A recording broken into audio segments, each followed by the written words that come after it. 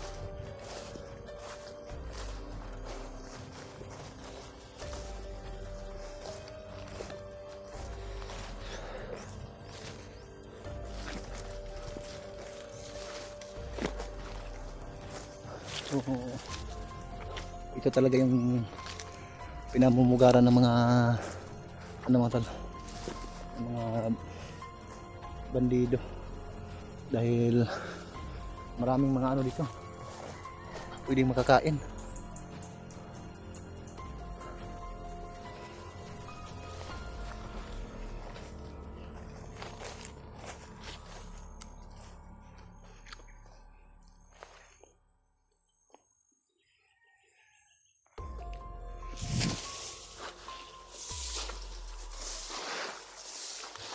Tubig ito.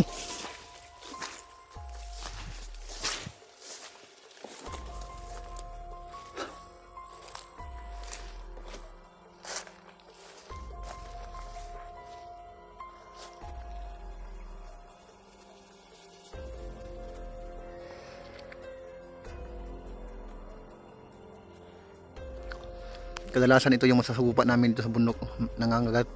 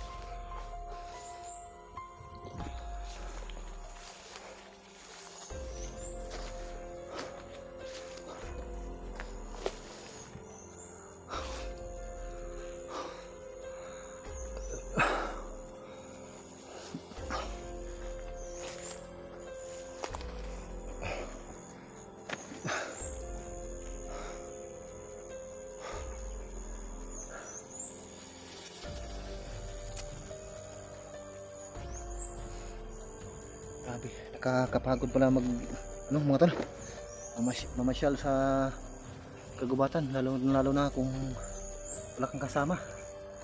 Okay ka sana kung nandito yung ano ko, yung palalab ko, yung basher ko. Yun. Hindi sana ako mapagod sa pamamasyal dito. I-message mo nga ako, samahan mo ako dito. Hindi na nag-comment yung palalab ko ba na basher. Yun. Namimiss ko tuloy. Kung kasama ko sana yung palalab ko na basher, akyat sana kami dyan, tapos magpa-didit kami mula doon sa taas. Sakay kami ng palwa ng niyog hanggang dyan sa baba. Yun. Masaya sana kami, kaso ako lang mag-isa. Sana sa pagbalik ko sa kagubatan, sa susunod na magpagumpay ako sa mission ko, sana sasama na yun sa akin yung ano ko, palalab ko na basher, para may kasama din naman ako dito na magpasyal-pasyal sa kagubatang ito.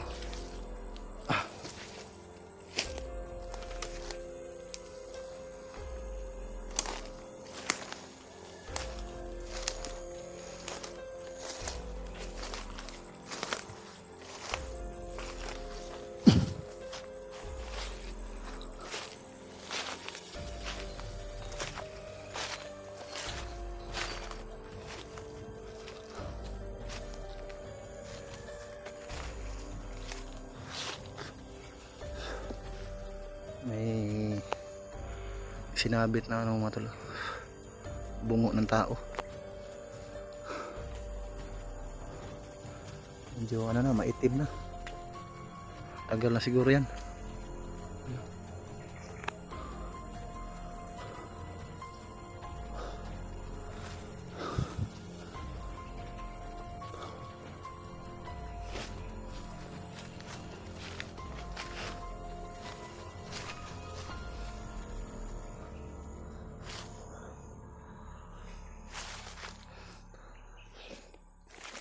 Pahinga muna ako dito. Grabe, daming lamok.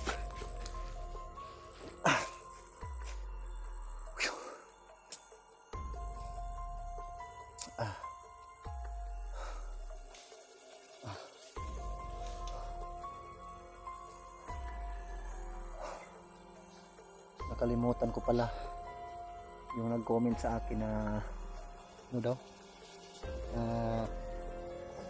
dami ano dito. Mag-raiban nga tayo para mas lalong ganahan yung basher natin. Yan. Kalimutan kong sabihin, hindi ko nabasa lahat. Yung sinabi niya sa akin dito na sana makarma daw ako. Baka mangyari yun, makarma ako dahil sa talas ng dila mo. Pagka may mangyari sa akin, iwan ko lang, gusto niya makarma daw ako kapag mamatay ako, hindi kita patatahimikin. Tandaan mo yan, sa oras ng pagtulog mo tatabihan kita, mumultuhin talaga kita. Sige, sabihin mo pa sa akin yun na makarma ako kapag may mangyari sa akin tapos mamatay ako. Ikaw talaga yung hahanapin ko, babalikan talaga kita at hindi kita patutulugin, tatabihan kita bawat gabi, bawat pagtulog mo. Tandaan mo yan. Yun. Kapag may mangyari masama sa akin, mamatay ako, hindi kita patutulugin, tatabihan talaga kita, mumultuhin kita. Makalakad na nga.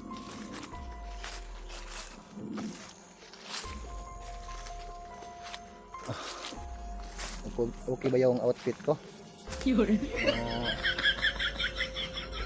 Sa kagubatan ako pero nakapag shades kahit walang araw.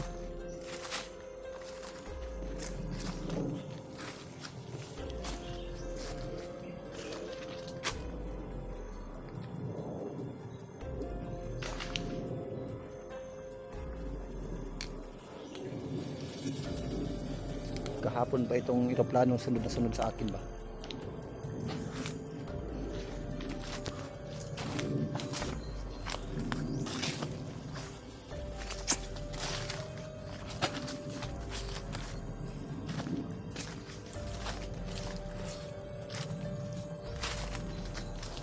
So ginagawa ko imbis na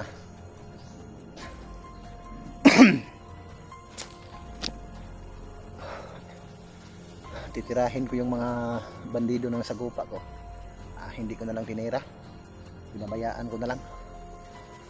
Total, sinabi mo naman sa akin na hindi ako tumulong sa mga hunter, kaya hindi ko na lang pinaslang yung mga bandido na nasa gupa ko, para yung mga nasa gupa ko na hindi ko pinaslang masagupa ng ibang hunter. O yun sana, baka yun ang gusto mo, no? O hindi kaya nun. Ginagawa ko lang, iniiwasan ko yung mga bandido para hindi ako mahalata. Hindi ako nakikipaglaban sa ngayon. May plano ako para sa kabutihan. So hindi naman lahat ng panahon ng video natin ay may bakbakan. Kung gusto natin bakbakan, hahanapin natin yung mga bandido. Marami naman ako nasa gupa, pero iniiwasan ko lang. May plano kasi ako para hindi ako mahalata kaagad, no? Kung sakaling saan ko pwede dumaan, dahil bata kasi yung ano ko dito, yung mga anak nila din. Para hindi na kami mahirapan sa paglabas. Kung sakaling may masagupa man kami, pero hindi naman gaanong kadelikado.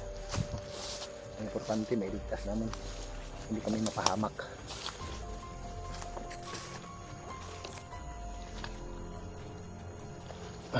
Grabe, nakakatakot naman daanan dito.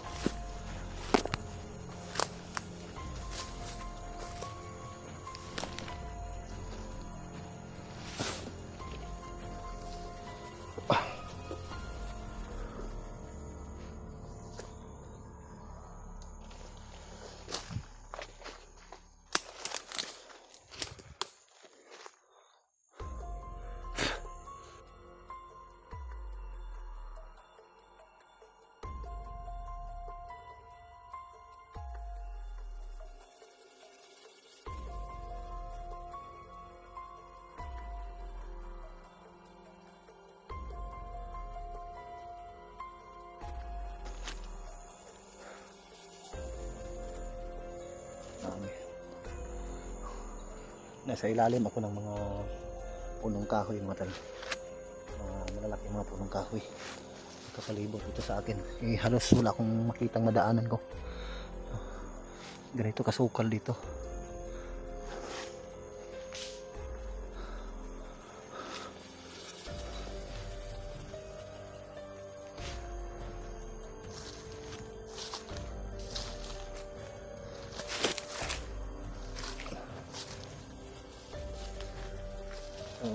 Ganito yung buhay namin dito sa kagubatan, mga tol. Mga malalaking punong kahoy, oh. Nasa ilalim ako ng ano. Doon naman banda, may bundok doon pataas. At dito. Pero hindi ito yung sinasabi kong sikreto kung daanan. May video lang ako dito para may upload ako. Pero yung sikreto kong daanan ay hindi ko na binidyohan.